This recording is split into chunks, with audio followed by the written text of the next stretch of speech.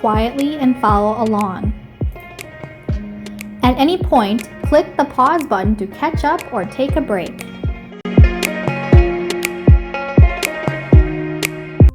Today we're going to be making a paper scarf, and we're going to be doing that by weaving paper, and in doing so it kind of looks like fabric, like it's knitted. So we are making something appear like it's made out of fabric, but actually it's paper. Here we go. You have a long strip. This is going to create our scarf.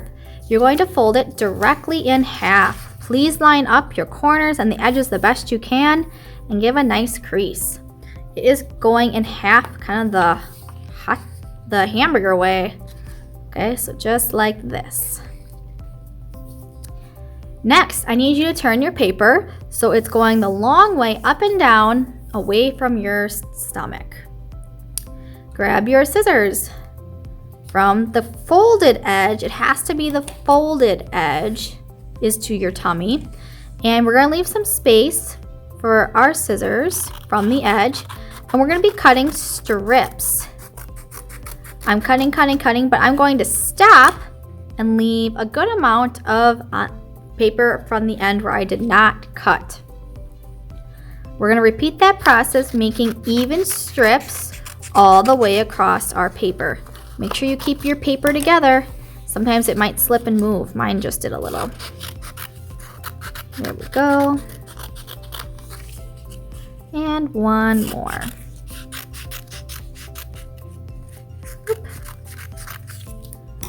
There we go.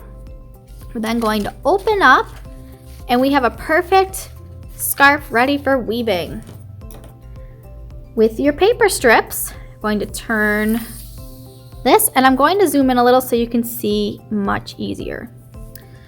Now weaving is a simple action going over, under, different threads, but in this case it's paper. With our paper strips, we're gonna go over the first one, under the second one, over the third one, under the next one, and over the last one. Once you've gone over, under, and over, slide it all the way down so it is touching and nice and snug.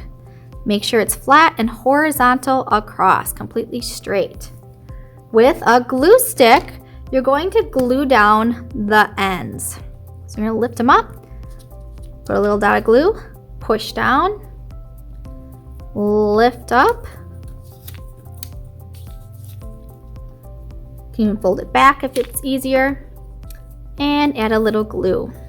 That is step number 1. Step number 2, and I will use a red one for this one so it's easy for you to see. We're going to do the exact same thing, but it's going to be a little different pattern. We're going to start by going under, then over, then under, then over, and finish under. Line up the ends and push down so it's nice and horizontal and tight. You don't want any gaps. I can show you what a gap looks like real quick. If I were to pull this back, you can see the paper is kind of gapping. So you want this nice and tight as you can, just snug at the bottom. This is an example of creating a checkerboard pattern by weaving. You know you did it right when your second strip or your next strip is the opposite of the first one. So in this case, where it's red, it was green before, and where it's blue before, now it's green. We're going to flip over, and now we're going to glue our ends on our scarf.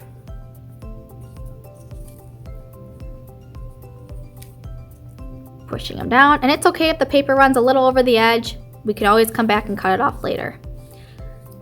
Now I'm going to add my third piece, the blue paper, and it is going to be the same as the first one. We're going to go under, then over, under, then over, and then under, lining it up and pushing it down so we have no gaps. See how the pattern is created? We're going to repeat this process over and over. flip your paper over. I'm just gonna fix it and center it. And now I'm just gonna add the glue so my ends are secure.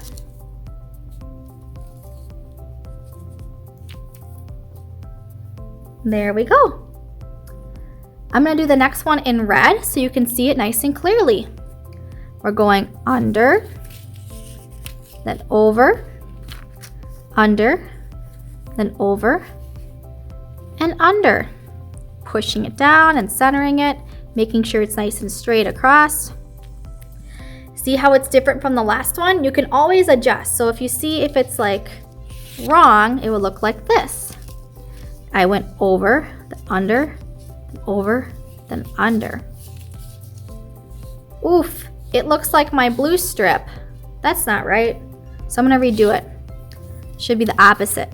Under, over, under, and over, and under. Pushing it down and centering it. There we go. Now I'm going to flip and glue. Make sure everything is still straight. Sometimes it gets a little bobbled when we flip.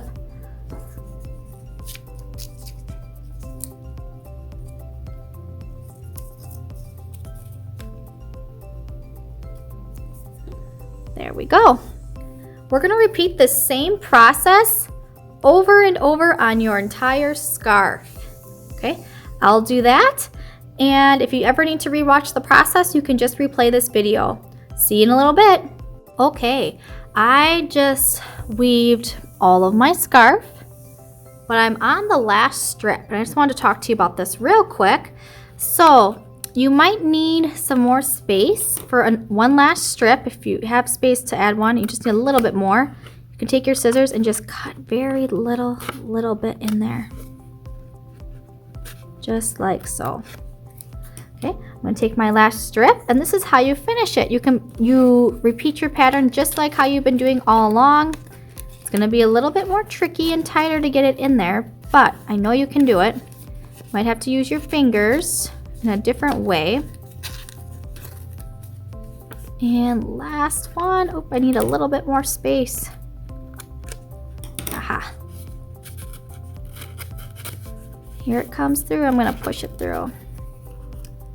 Excellent. I'm gonna glue that down. After this, we'll be making the fringe for the end of the scarf. We're gonna go back to our original side right here. Now for the fringe, it's really simple. You're gonna take a pair of scissors, and from the bottom, you're gonna cut very thin strips all the way across.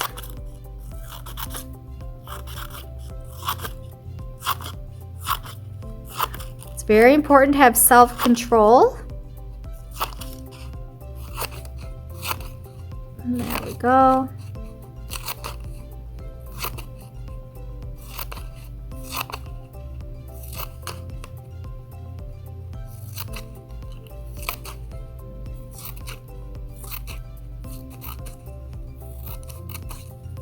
Just like that. You can even frizzle them a little bit to have the end. You're going to do both ends like that, and then we will just simply fold it kind of like on an angle so it makes a big V. I'm just going to pull this out so you can see that. Just like that. All right. That's how you make a paper scarf. Great job, everyone.